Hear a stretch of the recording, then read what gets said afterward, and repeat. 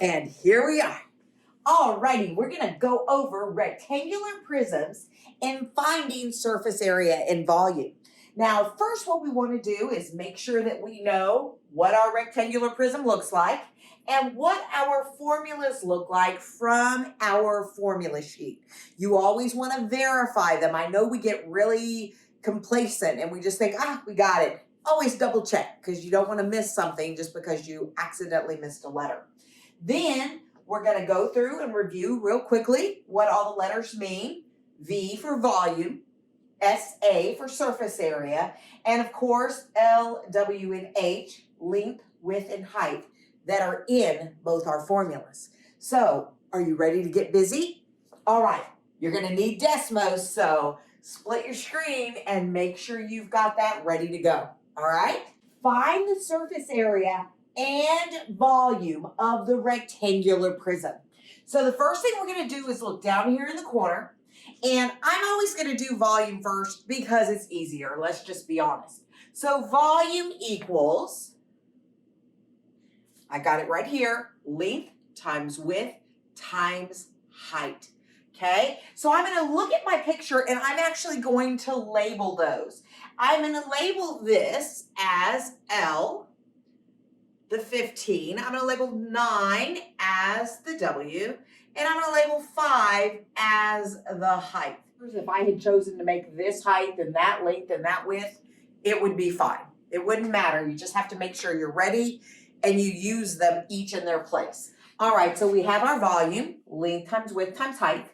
And I'm going to go ahead and fill in the numbers for the letters here. So I'm going to have 15 times 9 times 5. And when that goes in Desmos, 15 times 9 times 5, we get 675, and the units are inches cubed. That would be our volume.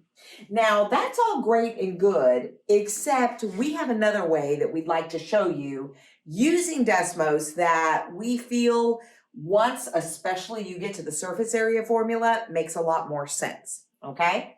So we're going to start by typing in the formula, okay? So we're going to type length times width times height, LWH.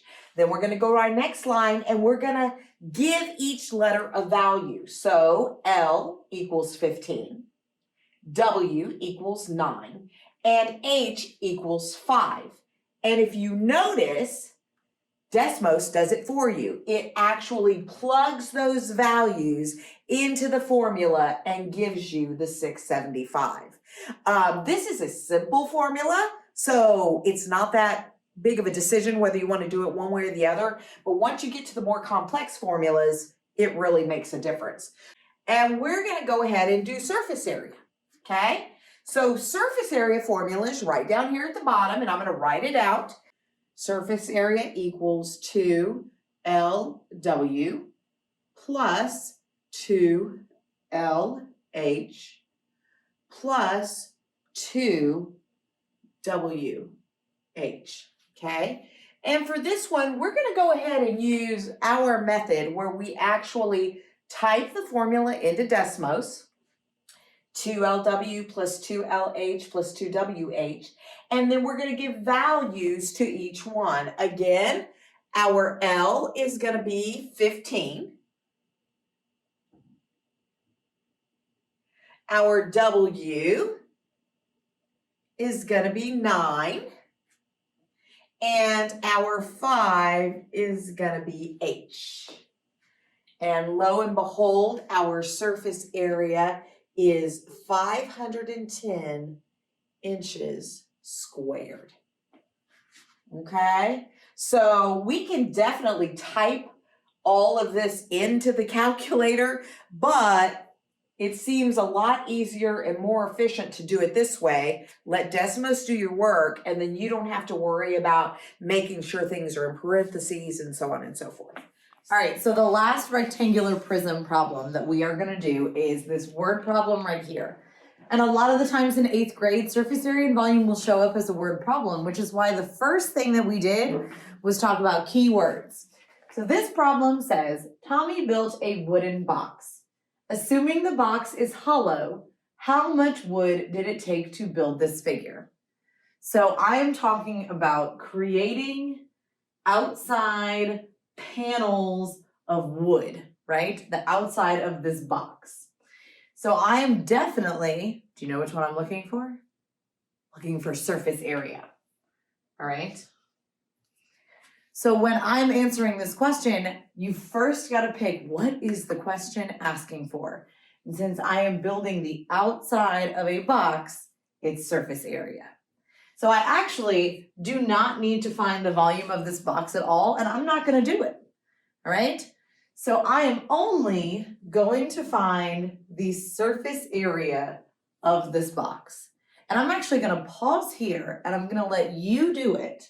Okay, you've got 3 numbers. You can pick whichever one you want for length, whichever one you want for width, and whichever one you want for height. And then come back and we'll compare answers.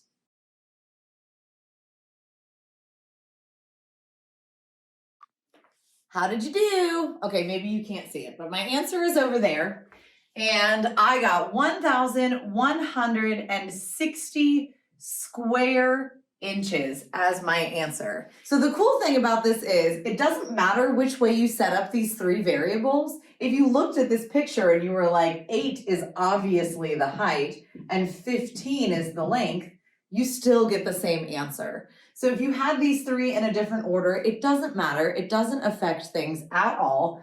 You still end up with 1,160 square inches of wood to build this box. All right, next time we see you, we're going to do a totally new shape, so be ready.